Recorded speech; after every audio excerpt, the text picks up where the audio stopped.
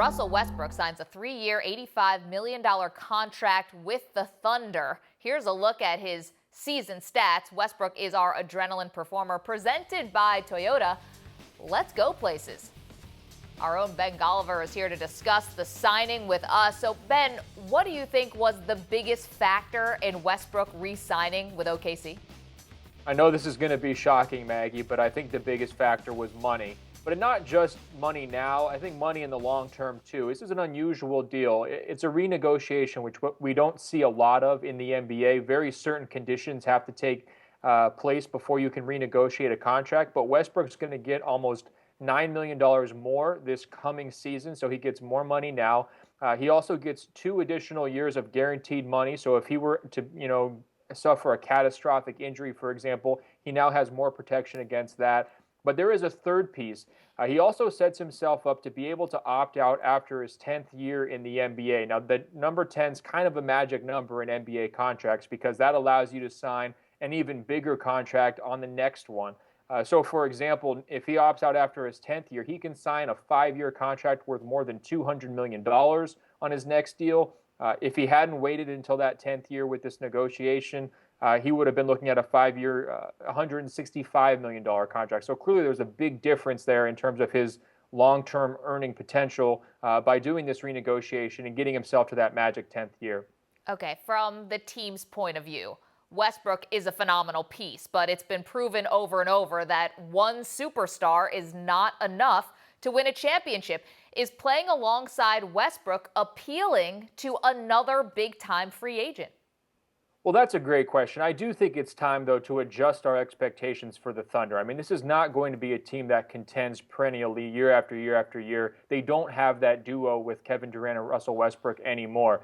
But keeping Westbrook does kind of save the Thunder from an outright disaster. If they were in a situation where they had to trade him, we'd be looking at a full-scale rebuild that would take years and years and years. So by being able to renegotiate with Westbrook, they've kind of kept themselves afloat. And now they can go about trying to answer that question that you're talking about. I think their bigger issue than sort of Westbrook's style of play or his personality, which I do know rubs some people the wrong way, I think their bigger issue is still the market. And I think they understand that it's going to be very hard for them to appeal to big-time free agents to come to Oklahoma City, with or without Westbrook. So I think they're going to continue forward with their current strategy, which has been, try to draft well, accumulate as many assets as possible when you do make trades. Like we saw Serge Ibaka trade. They got multiple pieces for a guy like Serge Ibaka. And Sam Presti's always been very focused on sustainability. Get as many quality players as possible to surround the star players that he does have and build forward through the draft and through sort of a youth movement. So I think we're going to still see that approach. I don't really expect the Thunder to be sort of big game hunting in free agency next summer. Even with Blake Griffin, the guy who calls Oklahoma his home turf. We know what Kevin Durant leaving did. It sent shockwaves around the NBA. How will Westbrook's deal resonate throughout the league? Well, I think the biggest implication in the short term is that it prevents another super team, right? Like if you're a Boston Celtics fan, you could easily dream about adding Russell Westbrook to a mix that also includes Al Horford and all of a sudden be a team that could really threaten the Cleveland Cavaliers immediately.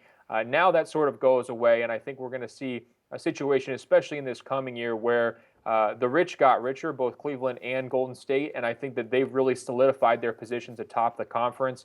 I think the Thunder, in terms of resonating, they fall back out of that contenders mix, like I mentioned. They fall sort of maybe into the third tier with teams like Houston and Portland, teams that have a big-time guard, whether it's James Harden or Damian Lillard, but maybe they don't quite have that second star that you were talking about or a third star to really put them over the top. So I think this is really going to be a situation where there was a very short list of teams that could win the title last year. Oklahoma City was on that list, and I think going forward next year, that list just got one team shorter.